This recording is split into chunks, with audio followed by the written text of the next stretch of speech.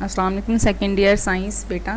अब तक हम क्या कर चुके हैं, चैप्टर 11 और 12 हम कंप्लीट कर चुके हैं और आज से हम स्टार्ट कर रहे हैं चैप्टर नंबर 13।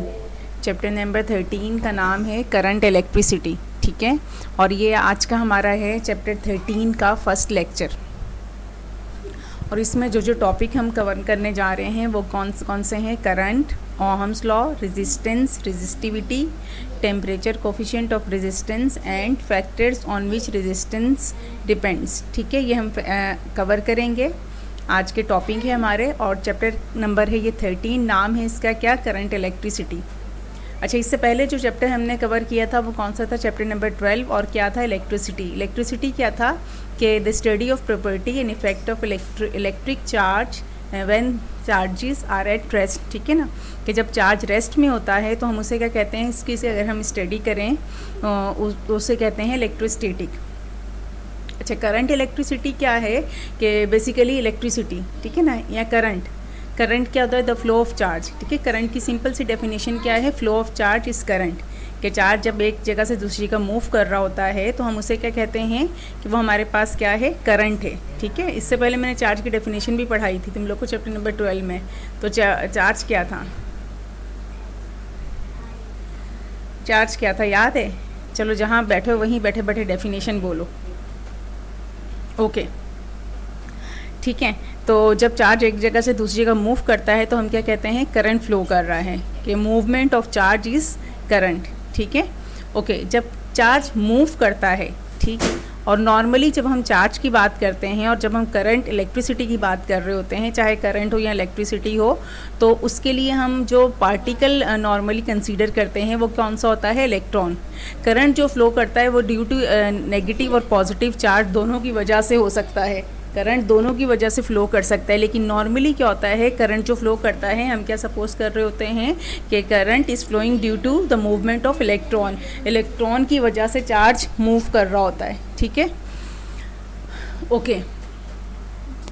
जब चार्ज मूव करता है, करंट मूव कर रहा हो, चार्ज मूव कर रहा हो और करंट फ्लो कर रहा हो, तो हम देखते हैं कि हमें कौन कौन से इफेक्ट्स मिल रहे होते हैं, ठीक है ना। अब ये 3 इंपॉर्टेंट इफेक्ट्स हैं यहाँ पे। एक तो है हीटिंग इफेक्ट, एक चीज़ नोट की होगी तुम लोगों ने भी, ठीक है। जब इलेक्ट्रिसिटी किसी भी चीज़ से पास होती है उसको टच करके देखो वो गर्म होगा। जैसे छोटी सी एग्जांपल क्या है कि अगर बच्चियों ने पीसी ऑन किया हुआ है इस वक्त, ठीक है ना, अगर पीसी ऑन किया हो, पीसी को टच करके देखो, मॉनिटर को, वो हल्का सा गर्म होगा। इसी तरह से जो हमारे एलईडीज़ होते हैं उनको टच करके देखो, या फ़ैन जब चल रहा हो उसको ऑफ़ कर दो और टच करके देखो तो वो हमें फ़ील होंगे, ठीक है। हीटिंग इफेक्ट जो होता है हमें फ़ील हो रहा होता है। अच्छा, फिर इसके बाद क्या है कि वो गर्म हो रहे हैं ना, उसी को हम क्या कहते हैं कि इलेक्ट्रॉन जब एक जगह से दूसरी जगह मूव कर रहा होता है तो क्या चीज़ हो रहा होता है, हीट प्रोड्यूस हो रही होती है। अच्छा, फिर इसके बाद क्या है, केमिकल इफेक्ट। केमिकल इफेक्ट क्या है कि कंपोजिशन ऑफ इलेक्ट्रॉन, ठीक है, केमिकल कंपोजिशन ऑफ इलेक्ट्रॉन, के किस तरह से कहें कि जब हम बैटरीज ले रहे होते हैं, ठीक है ना, बैटरीज में क्या हो रहा होता है, केमिकल रिएक्शन हो रहा होता है ना, इसमें डिफरेंट चीज़ें हम यूज़ कर रहे होते हैं, वो भी केमिकल इफेक्ट होता है, ठीक है, करंट का केमिकल इफेक्ट होता है। फिर क्या है कि जब हमारे पास एक इलेक्ट्रिक चार्ज होता है, चैप्टर नंबर 12 में पढ़ाया था कि इलेक्ट्रिक चार्ज क्या करता है कि अपने अराउंड इलेक्ट्रिक फील्ड डेवलप कर लेता है, ये खुद से कर रहा होता है। कभी देखा आप लोगों ने कि कभी समटाइम्स क्या होता है, जैसे बटन गीला है, पानी चला गया, उसको ऑन ऑफ करें तो हमें करंट फील होता है ना, करंट फील होता है। होता क्या है कि वो मैग्नेटिक इफेक्ट भी प्रोड्यूस कर रहा होता है। मैग्नेटिक इफेक्ट ये हो रहा होता है कि जब किसी भी चीज़ में से करंट पास हो रहा होता है तो उसके अराउंड क्या होता है, इलेक्ट्रिक और मैग्नेटिक दोनों फील्ड्स ऑटोमेटिकली डेवलप हो रही होती हैं, ठीक है। तो मैग्नेटिक फील्ड की वजह से क्या होता है, उसमें मैग्नेटिक इफेक्ट भी प्रोड्यूस हो रहा होता है। ये इलेक्ट्रिक करंट की डेफिनेशन है, ठीक है। और इलेक्ट्रिक करंट की सिंपल सी डेफिनेशन क्या है, movement of charge from one place to another place, ठीक है। मूवमेंट ऑफ चार्ज पर सेकंड भी हम कह सकते हैं, ठीक है, मूवमेंट ऑफ चार्ज पर सेकंड या चार्ज, ठीक है, charge is moving during 1 second is known as current. और इसका फॉर्मूला अगर हम देखें तो वो क्या होता है, I equals to Q upon T। I क्या है, करंट, Q यहाँ पे क्या है, चार्ज, और T क्या है, टाइम, ठीक है। 1 सेकंड में नंबर ऑफ चार्जेस जो किसी भी कंडक्टर से पास होते हैं, ठीक है ना, 1 सेकंड में नंबर ऑफ चार्जेस किसी भी कंडक्टर से जो पास हो रहे होते हैं उसे हम करंट कहते हैं, और करंट का यूनिट क्या होता है? एम्पियर। करंट का यूनिट क्या होता है? एम्पियर। चार्ज का यूनिट क्या होता है? कूलम। टाइम का यूनिट क्या होता है? सेकेंड। तो एम्पियर की डेफिनेशन क्या होगी कि 1 ampere is the current when 1 coulomb और charge passes any section of a conductor per second. ठीक है ना, if 1 coulomb charge passes through any conductor during 1 second, तो वो हमारे पास क्या होता है? करंट। और करंट का यूनिट उस वक्त, करंट उस वक्त क्या हो रहा होगा? 1 एम्पियर। ठीक है। अच्छा, करंट के जो स्मॉलर यूनिट होते हैं मिली एम्पियर, माइक्रो एम्पियर। अगर हम इसके बड़े यूनिट की बात करें तो वो हमारे पास क्या होते हैं? Mega ampere. ठीक है। मिली एम्पियर क्या होता है? 10⁻³ 1 मिली का मतलब क्या होता है? 10⁻³ अगर मैं माइक्रो की बात करूं तो माइक्रो क्या होता है? 10⁻⁻6। ठीक है। और अगर हम मेगा की बात करें तो वो होता है 10⁻+6। ये चीज़ें जो मैं कह रही हूँ ना, इसको लिखते जाओ। ठीक है, इसे लिखते जाओ। जब भी लेक्चर अटेंड करो, कोई सा भी हो, तो अपने पास पेन, पेंसिल और रजिस्टर लेके बैठा करो। ठीक है। तो लिखो 1 milli equals to 10⁻⁻3, 1 micro equals to 10⁻⁻6, 1 mega equals to 10⁻+6, 1 mega equals to 10⁻+6। और एक और टर्म हम यूज़ करते हैं 1 नैनो। 1 नैनो होता है 10⁻⁻9। और एक टर्म हम यूज़ कर रहे होते हैं 10⁻⁻12। ठीक है, वो क्या होता है? पीको। छोटी छोटी सी चीज़ें हैं, ये वो चीज़ें हैं जो MCQs में आ रही होती हैं। ठीक है, तो इसको लिखते जाओ। 1 मिली 10⁻⁻3, 1 माइक्रो 10⁻⁻6, 1 नैनो 10⁻⁻9, 1 मेगा 10⁻+6, और 1 किलो होता है 10⁻+3, 1 किलो 10⁻+3, 1 मेगा 10⁻+6। ठीक है। ओके, ये तो करंट था, छोटी सी डेफिनेशन थी। ठीक है ना, करंट है, एम्पियर है। फिर इसके बाद मैंने अभी क्या बताया था कि करंट जो होता है वो हमें ड्यू टू पॉजिटिव नेगेटिव दोनों चार्जेस की वजह से मिल सकता है। अगर नेगेटिव की हम बात करें तो नेगेटिव मीन्स क्या होता है? Due to electron. अगर पॉजिटिव है तो वो क्या होता है? Due to. ओके, करंट जो फ्लो करता है बेटा वो ड्यू टू पॉजिटिव नेगेटिव दोनों चार्ज की वजह से दोनों चार्ज की वजह से फ्लो कर सकता है। ठीक है ना। अच्छा, अब इनके नाम होते हैं, लेकिन नॉर्मली हम क्या कंसीडर करते हैं कि करंट जो फ्लो कर रहा है वो फ्लो कर रहा है ड्यू टू नेगेटिव चार्ज। ठीक है, करंट जो फ्लो करता है वो फ्लो कर रहा है suppose due to negative charge. ठीक है। अब डायरेक्शन ऑफ करंट हम इसके लिए लेते हैं। ठीक है ना, वर्ड या टर्म हम क्या यूज़ करते हैं? Direction of current. अब क्या है, जो करंट फ्लो कर रहा है वो ड्यू टू पॉजिटिव और नेगेटिव दोनों चार्जेस की वजह से ठीक है फ्लो कर सकता है। अगर करंट जो फ्लो कर रहा है वो नेगेटिव चार्ज यानी इलेक्ट्रॉन की वजह से फ्लो कर रहा है, ठीक है ना, अगर करंट जो फ्लो कर रहा है वो नेगेटिव चार्ज की वजह से, और नेगेटिव चार्ज से हम क्या लेते हैं यहाँ पे मीनिंग्स, इलेक्ट्रॉन की वजह से फ्लो करता है तो उसे कहते हैं इलेक्ट्रॉनिक चार्ज। ठीक है, उसको कहते हैं इलेक्ट्रॉनिक चार्ज। लेकिन अगर चार्ज जो फ्लो कर रहा हो वो फ्लो करे ड्यू टू पॉजिटिव चार्ज, ठीक है ना, और पॉजिटिव हम किसे ले रहे होते हैं? प्रोटॉन। अगर due to positive charge current is flowing, ठीक है ना, then current is known as conventional current. ठीक, कन्वेंशनल करंट क्या होता है? The current which is flowing due to positive charge. तो पॉजिटिव चार्ज की वजह से जो करंट फ्लो कर रहा होता है उसे हम कहते हैं कन्वेंशनल करंट। ठीक है, ओके अब नेक्स्ट चीज़ की तरफ हम आ जाते हैं। हमने अभी तक क्या पढ़ा कि करंट क्या है? Flow of charge. ठीक है, करंट का यूनिट क्या है? एम्पियर। करंट का फॉर्मूला क्या है? I equals to Q divided by T. Current को आई से शो करते हैं, चार्ज को क्यू से शो करते हैं, और टी क्या है? टाइम, यानी कि चार्ज पर सेकेंड। ठीक है ना, चार्ज इज फ्लोइंग पर सेकेंड। ठीक है ना, चार्ज जो 1 सेकेंड में फ्लो कर रहा है वो हमारे पास क्या है? करंट। यूनिट क्या है इसका? एम्पियर। चार्ज का अपना यूनिट क्या है? कूलम। टाइम का यूनिट क्या है? सेकेंड। ठीक है, ओके फिर क्या है कि करंट हमने क्या देखा? अगर नेगेटिव चार्ज की वजह से फ्लो कर रहा है तो उसे क्या कहते हैं? Electronic current. अगर करंट फ्लो कर रहा है पॉजिटिव चार्ज की वजह से तो उसको हम क्या कहेंगे? Conventional current. ठीक है, अब आ जाते हैं हम अगले टॉपिक की तरफ, ओहम्स लॉ। ओहम्स लॉ तुम लोगों ने मैट्रिक में भी बेटा पढ़ा होगा, है ना। ओहम्स लॉ क्या है कि अगर हम देखें इसकी स्टेटमेंट क्या है, सिंपल सा स्टेटमेंट क्या है कि voltage and current are directly proportional to each other. Voltage and current are directly proportional to each other. Current अभी हमने पढ़ा, करंट क्या है, फ्लो ऑफ चार्ज।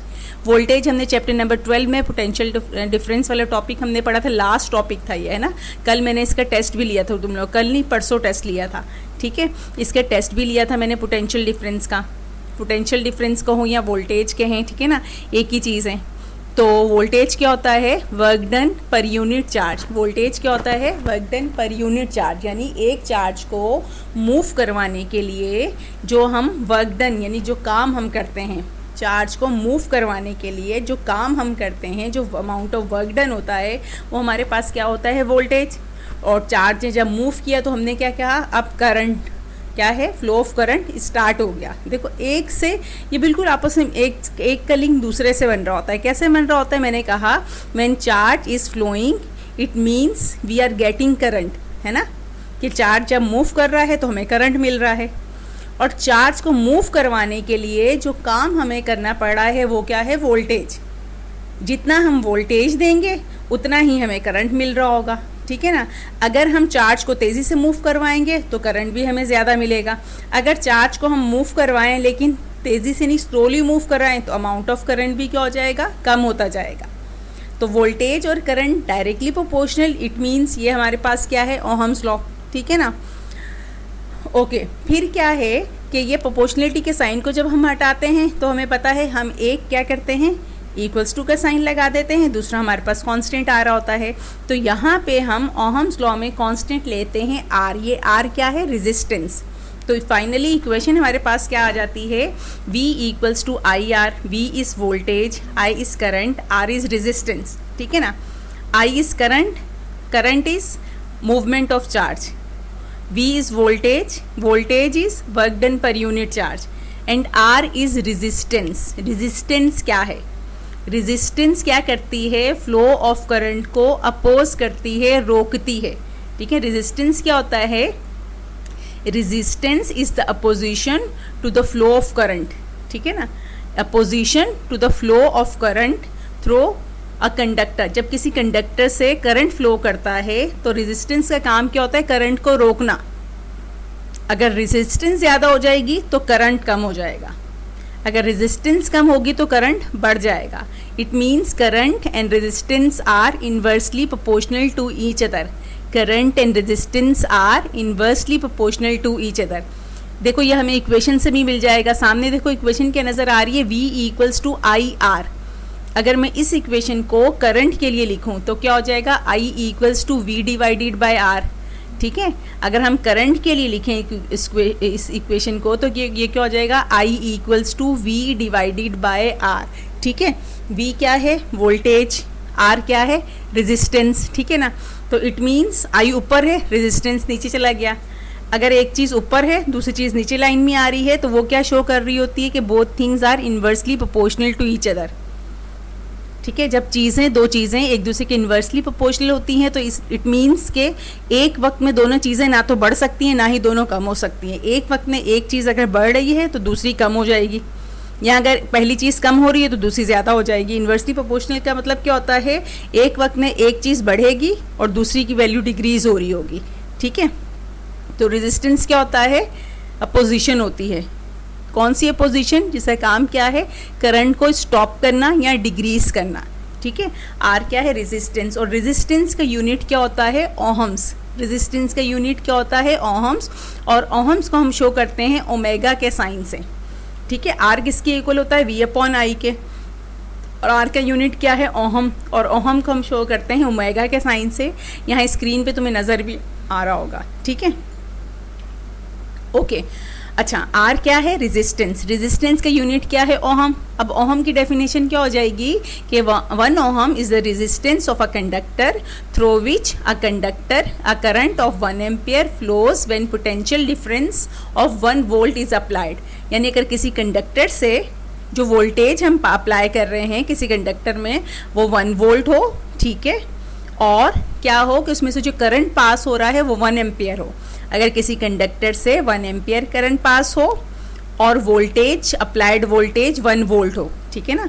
किसी भी कंडक्टर से जो करंट पास हो रहा है वो क्या हो, 1 एम्पियर, और अप्लाइड वोल्टेज हो 1 वोल्ट, तो रेजिस्टेंस क्या हो जाएगी 1 ओहम। ठीक है, सिंपल सी डेफिनेशन है इसकी।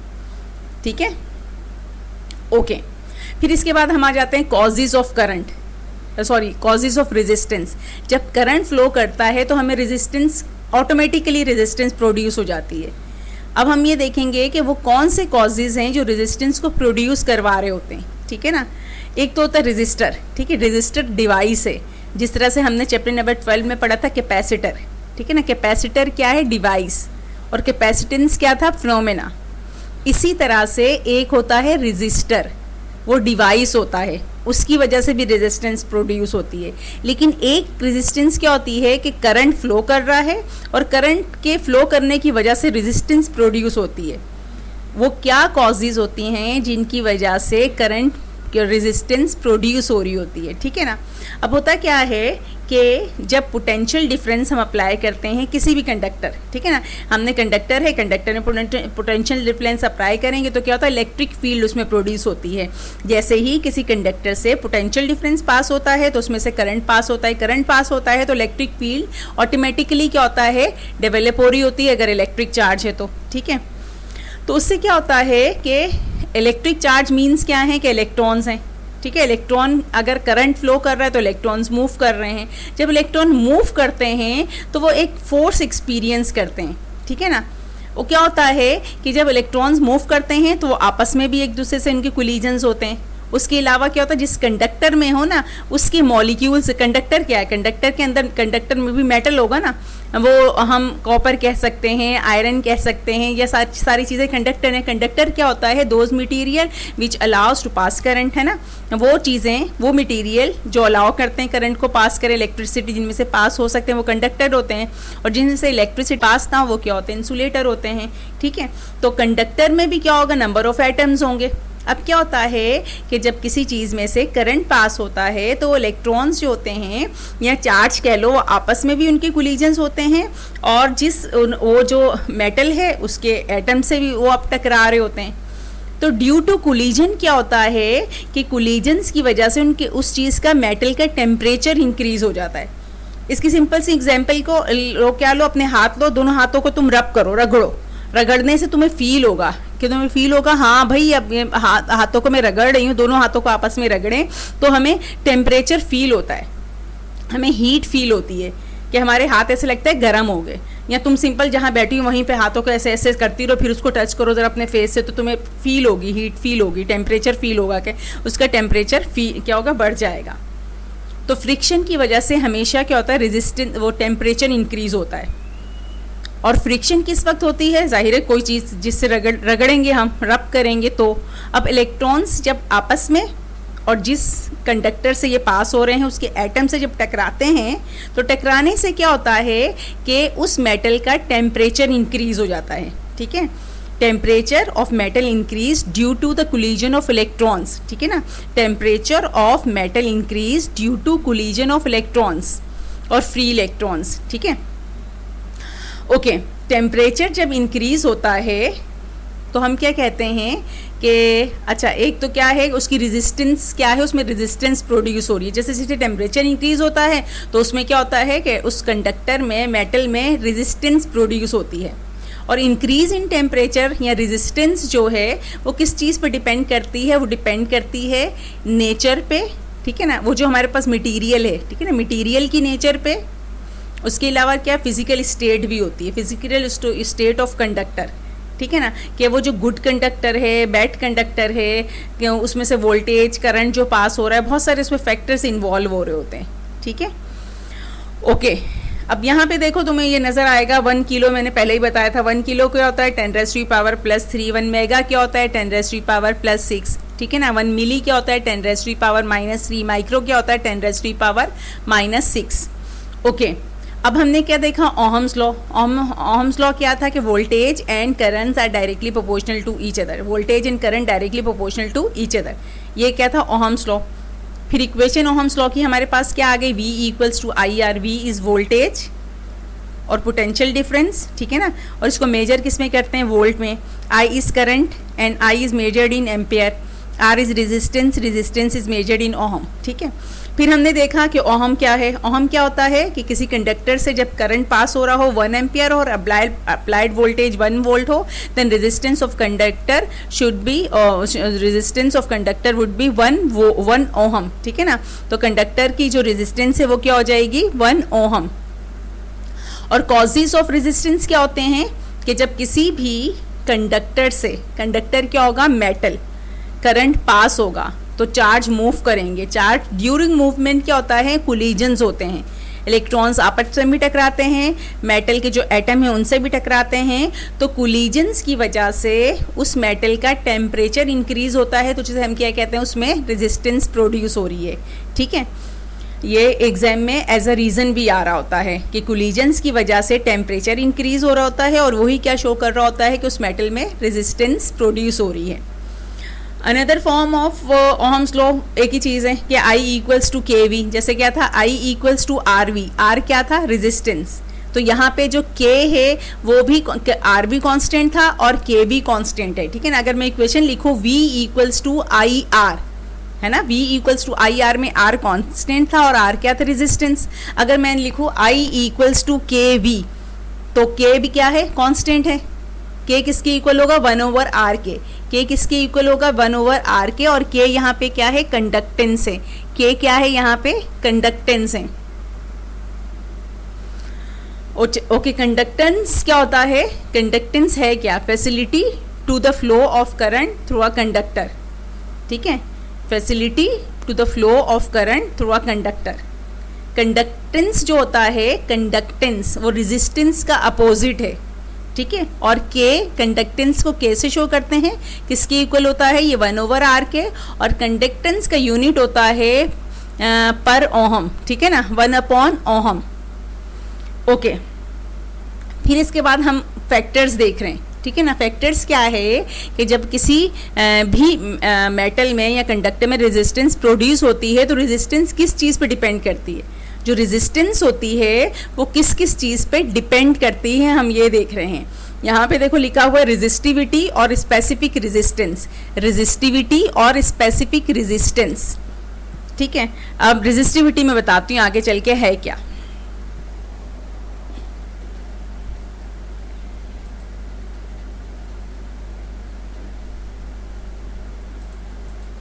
ओके, रेजिस्टिविटी हम देखते हैं है क्या, लेकिन पहले हम देख लेते हैं कि जो रेजिस्टिविटी है वो किस किस चीज़ पर डिपेंड करती है। अगर क्या फैक्टर्स होंगे कि रेजिस्टिविटी इंक्रीज हो रही है, रेजिस्टिविटी डिक्रीज हो रही है, और एक और चीज़ कि resistivity and resistance are directly proportional to each other, ठीक है। ओके, हम रेजिस्टेंस भी कह सकते हैं कि यही जो फैक्टर्स मैं बता रही हूँ ना, ये रेजिस्टेंस के हैं।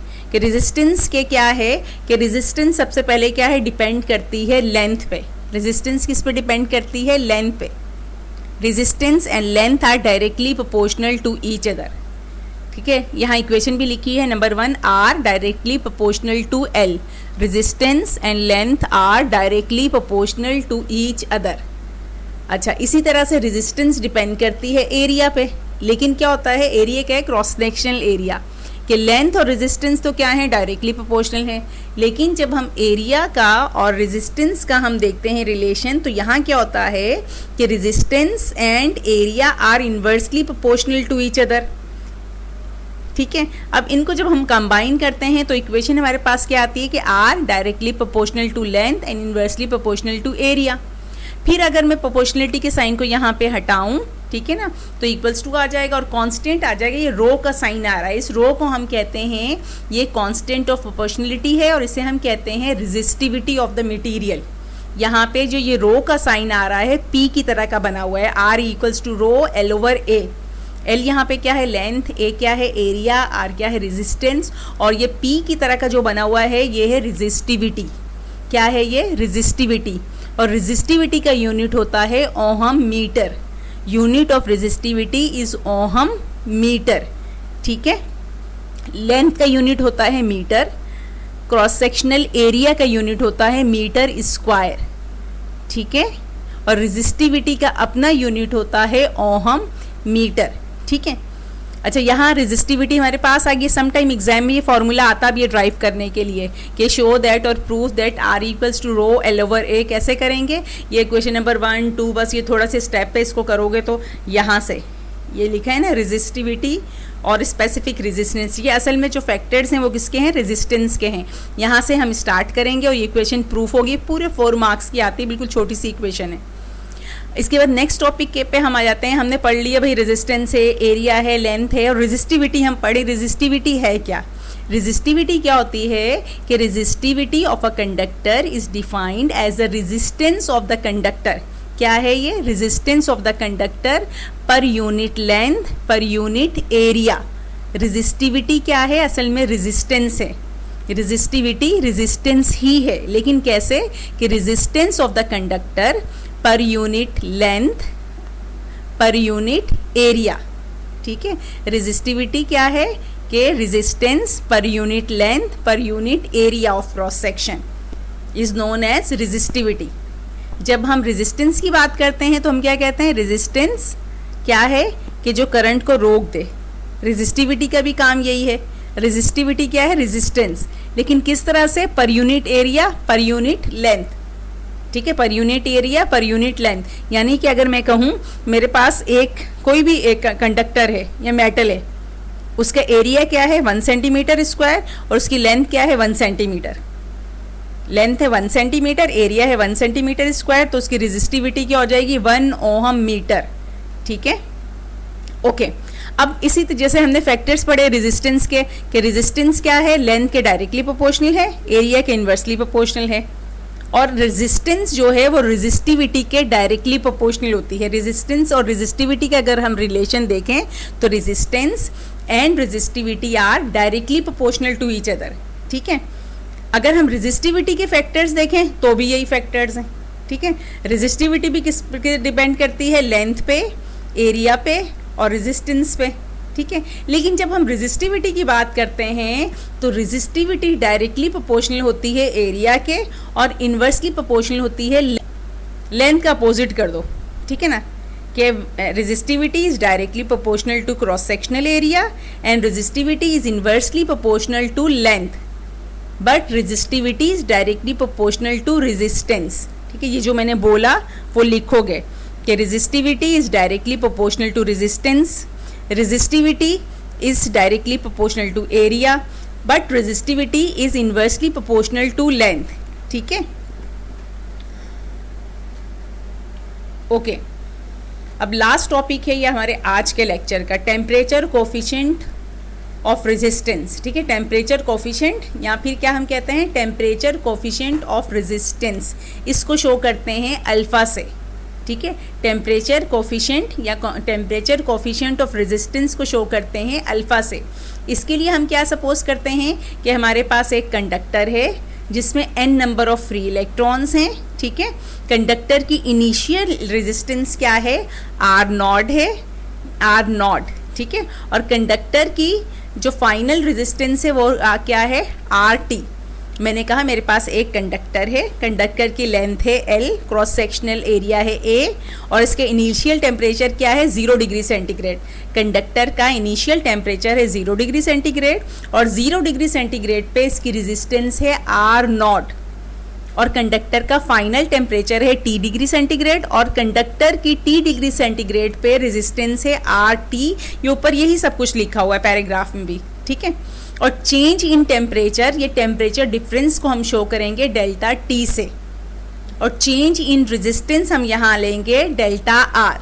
कि मैंने कहा इनिशियल टेम्परेचर है 0 डिग्री सेंटीग्रेड और फाइनल टेम्परेचर है T degree centigrade. T degree centigrade का मतलब क्या है? इनिशियल 0 था, फाइनल बढ़ा के हम 10 भी कर सकते हैं, 100 भी कर सकते हैं, मोर देन 100 भी कर सकते हैं। फाइनल 0 नहीं होगा, 0 के अलावा कुछ भी हो सकता है, प्लस माइनस दोनों हो सकते हैं। ठीक है, तो जब टेम्परेचर बढ़ेगा तो इसका मतलब है टेम्परेचर में वो डिफरेंस आ रहा है, पहले 0 था फिर कुछ और हो जाएगा, तो टेम्परेचर डिफरेंस को शो करेंगे डेल्टा T से। इसी तरह से जब टेम्परेचर इंक्रीज होगा तो रेजिस्टेंस भी इंक्रीज हो जाएगी। ठीक है, जब टेम्परेचर में डिफरेंस आएगा तो रेजिस्टेंस में भी डिफरेंस आ जाएगा, तो डिफरेंस ऑफ टेम्परेचर को शो करेंगे डेल्टा R से। ठीक है, और डेल्टा आर इक्वल होगा R T minus R naught, यानी फाइनल रेजिस्टेंस में से इनिशियल रेजिस्टेंस को माइनस करेंगे तो डेल्टा आर आ जाएगा, और चेंज इन रेजिस्टेंस पर यूनिट रेजिस्टेंस इक्वल हो जाएगा R T minus R naught divided by R naught. ठीक है,